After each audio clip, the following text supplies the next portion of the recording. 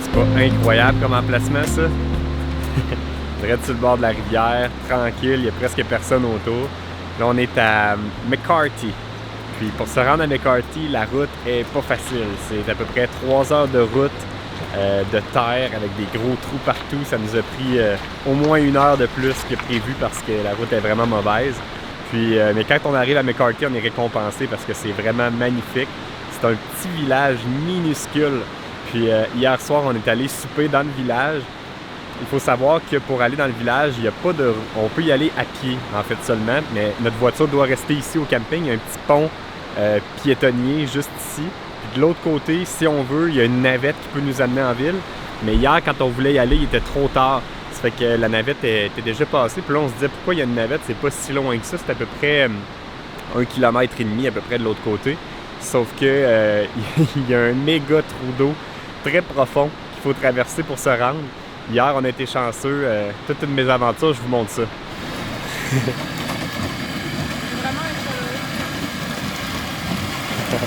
Fait que là, le défi, c'est qu'il y a une planche là. Puis moi, il faut que je traverse là-bas. Mais revenir à soir, ça va être drôle. On va se trouver un lift au bord, là.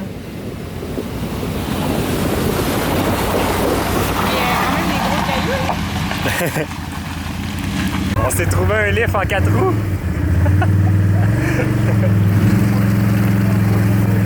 On s'en va dans le village à McCarthy pour la soirée. Puis c'est la seule façon de se rendre. All right, thanks a lot.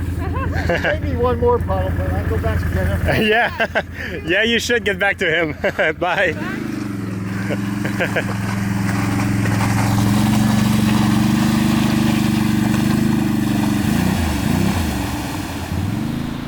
Aujourd'hui, ben, ça va être encore une superbe journée. Puis si vous pouvez voir, peut-être, je me revirai, derrière moi ici, vous voyez, il y a des montagnes avec de la neige. Ben, ça vous donne une idée un petit peu de qu'est-ce qu'on va faire aujourd'hui. Vous allez comprendre tantôt. 1, 2, 3, go, Monsieur Bond! Tu parles d'une belle place pour promener mes chiens matin. Je leur ferai prendre une grande marche parce que aujourd'hui, il va falloir qu'ils nous attendent dans la roulotte pendant qu'on fait notre activité. Parce que les chiens ne sont pas admis encore une fois. Mais c'est pour une bonne cause.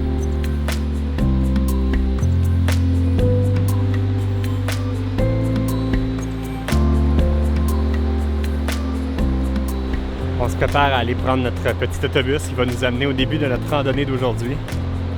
C'est 5 $ par personne.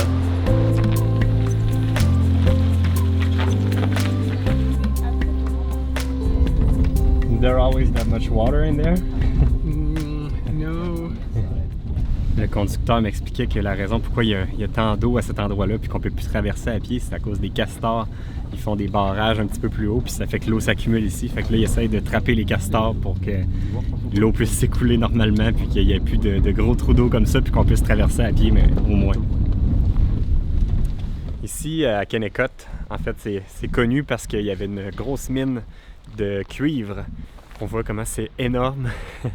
En fait, tout le village autour ici a été bâti à cause de la mine. Puis là, ben, maintenant, il est désaffecté et c'est rendu un parc national. Ça paraît pas, mais derrière moi, c'est tout un glacier qui est recouvert comme de sable ou de roche, là, mais c'est de la neige en dessous. C'est vraiment impressionnant.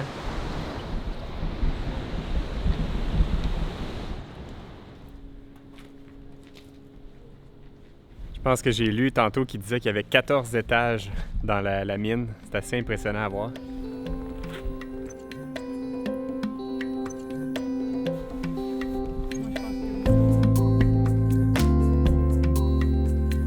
Donc, au-delà de découvrir juste la belle mine de Kennecott, la vraie raison principale qui nous amenait ici, c'était pour faire une trail qui nous amène marcher sur un glacier. Ça avait l'air assez impressionnant selon les vidéos que j'avais vues. Puis là, ben, on vient de débuter la trail. Elle n'est pas trop longue. C'est environ 4 km pour se rendre jusqu'au glacier. Puis après ça, on est libre d'aller partout où on veut.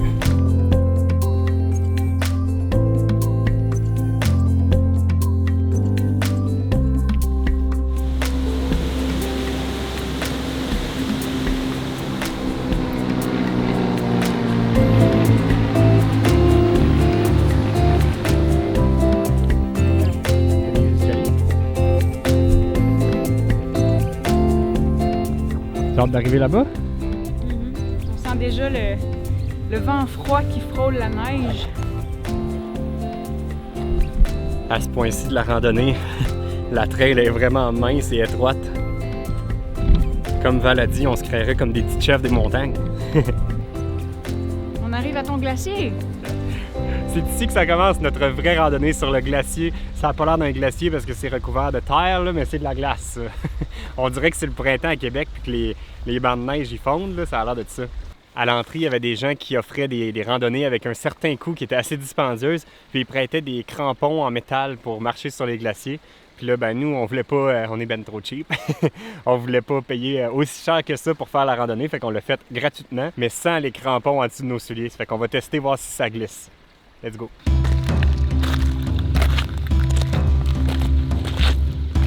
Jusqu'à présent, ça glisse pas du tout. Ça ressemble à Québec quand on met du sable sur nos trottoirs, fait que ça a une bonne grip.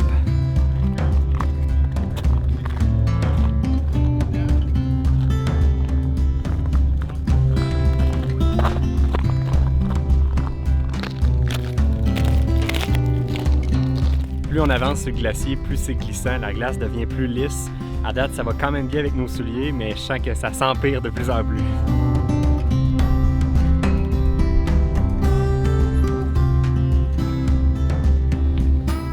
C'est vraiment fou parce que de ce côté-ci, c'est des champs de glace à perte de vue, puis derrière, on voit vraiment des montagnes avec la forêt luxuriante. C'est vraiment impressionnant à voir le combo des deux match des couleurs, du vert puis du blanc. C'est vraiment beau. C'est hot, la rivière en S dans le fond.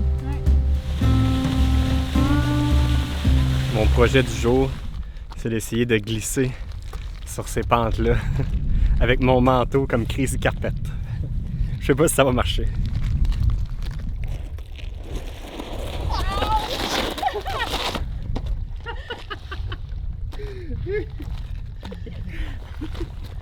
C'était dur un petit peu le fond. Dit. Mais ça glissait bien, ça glissait bien. Ah, ce qu'on ferait pas, hein?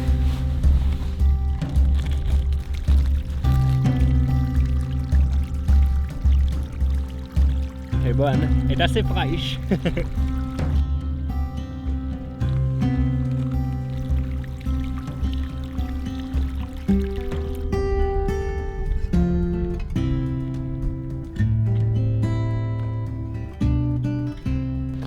On est vraiment choyé sur la météo aujourd'hui. Il fait vraiment un très beau soleil. C'est pas trop froid. On est bien habillé, mais c'est du linge qui respire parce que sinon, je pense qu'on pourrait être en t-shirt présentement puis on serait bien. Le petit vent s'est couché. Ça fait que là, c'est vraiment une température idéale pour faire de la randonnée sur un glacier comme ça. Pour venir ici à Kennecott et McCarthy, la route est vraiment, mais vraiment pas facile. C'est de la route de terre avec des méga nids de poules. Puis, selon le GPS, ça prenait juste 3 heures pour venir. Finalement, ça nous a pris au moins un bon 4 heures à aller. Au début, on allait à 100 km/h. Après ça, 50. Après ça, 40. Après ça, à peu près 10 parce qu'il y avait des trous vraiment profonds et on avait peur de briser en arrière. Mais à date... Ça a valu la peine. Ah oui, ça valait. Mais tu sais, juste pour l'emplacement où ce qu'on est pour passer nos nuits, c'est sur le bord de la rivière, c'est juste beau. On est débordé de montagnes. Je sais pas si je peux dire ça, débordé de montagnes, là, mais il y en a partout. Il y a un petit restaurant, tout le monde est amical, la bouffe est bonne. Rien que la randonnée d'aujourd'hui, c'est... Puis la visite de la mine. Ouais. C'était vraiment étonnant. On pensait pas que ça allait être vraiment cool de même à voir. On dirait que ça avait l'air juste d'une vieille bâtisse abandonnée, mais c'est vraiment impressionnant à voir. Fait que... ouais, ça vaut vraiment le 4 heures de route que ça a pris. La seule mauvaise nouvelle, c'est que demain, il faut le refaire dans l'autre direction, puis là, elle va être pas mal plus plate. Mais c'est pas grave, on sait à quoi s'attendre maintenant. Ouais, puis on en a profité en masse. Bon, on reprend notre randonnée.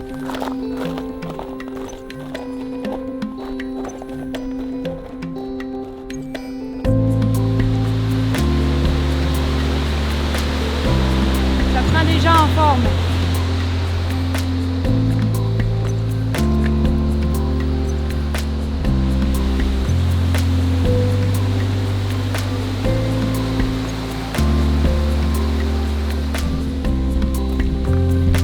On est à la recherche de nouveaux adjectifs pour décrire le paysage qu'on voit, nous autres. On utilise pas mal trop souvent le malade, impressionnant, beau, incroyable.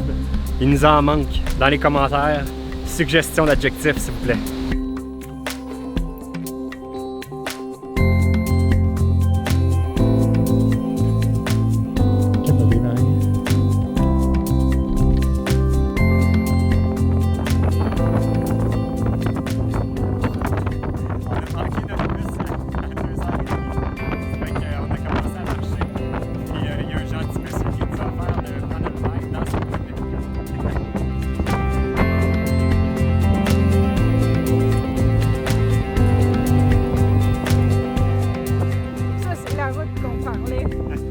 La route est comme ça pour s'en venir avec un temps.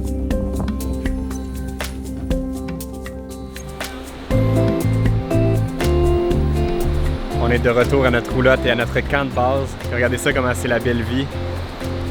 On est assis sur le bord de la rivière avec les chiens. On est campé juste derrière. Le Val vient de me servir une belle Corona avec une lime. C'est ça la belle vie.